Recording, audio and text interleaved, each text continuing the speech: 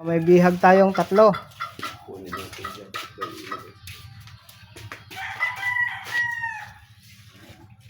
Tinaula, masarap dito. Tinaupo.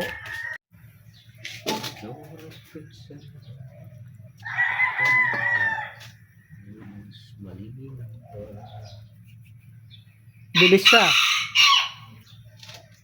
Sanay. Iko.